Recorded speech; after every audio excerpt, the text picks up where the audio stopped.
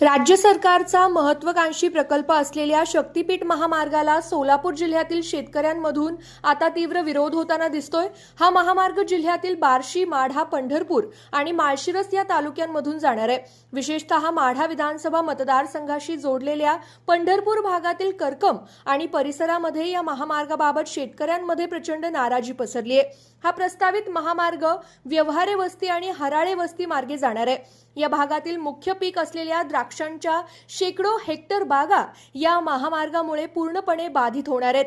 उजनी कॅनलवरून शेतकऱ्यांनी लाखो रुपये खर्च करून आणलेल्या पाईपलाईन आणि शेतात उभारलेली शेततळी या महामार्गाच्या कचाट्यात सापडणार आहेत।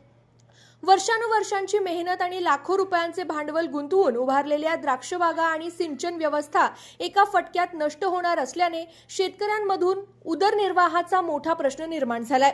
महाराष्ट्र रस्ते विकास महामंडळाने सध्या या भागात दर 1 किलोमीटर अंतरावर ग्राउंड कंट्रोल पॉइंट घेण्याचं काम सुरू केलंय। प्रशासनाच्या या हालचालींमुळे शेतकऱ्यांमधील असंतोष अधिकच भडकलाय। आज सकाळी जेव्हा संबंधित विभागाचे अधिकारी या भागात पुढील प्रक्रियेसाठी आणि चर्चेसाठी आले, तेव्हा करकम आणि परिसरातील शेकडो शेतकऱ्यांनी एकत्र येत त्यांना तीव्र विरोध दर्शवला। शेतकऱ्यांनी आपली भूमिका स्पष्ट करत भूसंपादन नको आणि महामार्गही नको, हा शक्तीपीठ महामार्ग तात्काळ रद्द करण्यात यावा अशी ठाम मागणी केली आहे। शेतकऱ्यांचा हा वाढता विरोध पाहता आता प्रशासन आणि सरकार यावर काय तोडगा काढणार याकडे सर्वांचं लक्ष लागलंय। एकच जिद्द शक्तीपीठ रद्द, जमीन आमच्या हक्काची नाही कुणाच्या बापाची, जमीन आमच्या हक्काची नाही कुणाच्या बापाची। जय जवान जय किसान, जय जवान जय किसान। शेतकरी एकजुटीचा विजय असो, शेतकरी एकजुटीचा विजय असो। भारत माता की जय। विसरते होत तसं सांगायचं। आमच्या भागातनं शक्तीपीठ रोड जाऊनी पहिला मुद्दा ही माझा। दुसरी गोष्ट आमचं सगळं बागायत क्षेत्र जाते, जवळजवळ 60 ते 70 पाईपलाईनी उद्ध्वस्त होते ते, आणि आमचं सगळं जीवनच संपदा इथं संपवायची आमची तयारी बी आहे। ही शासनानं आमची दखल घेऊन आम्हाला योग्य न्याय द्यावा, शक्तीपीठ मार्ग रद्द करावा।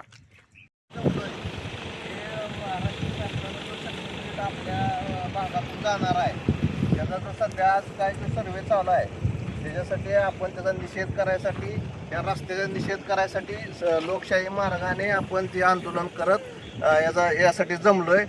तर शासनाला एवढंच आमचं सांगणं आहे की आमच्या भागात द्राक्षाच्या बागाचं जास्त नुकसान होतंय, आमच्या पाईपलाईनिंगचं नुकसान होतंय, आमची शेततळी जातात, आमची घरं जातात, आमची बेदाणा शेड जातात, आमचं नैसर्गिक पाण्याचे स्रोत आहेत, विहिरी आहेत, बोर आहेत, हे सगळं उद्ध्वस्त होतंय आणि आमची पूर्ण वस्ती ह्या नकाशावरून मिटते, व्यवहारी वस्ती, हराळी वस्ती।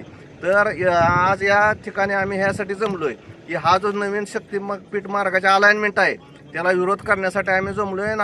आम्ही त्याला सनदशीर मार्गानं पण लढत आहोत आणि रस्त्यावर उतरून सुद्धा आम्ही लोकशाही मार्गाने ह्याचा तीव्र निषेध करतोय।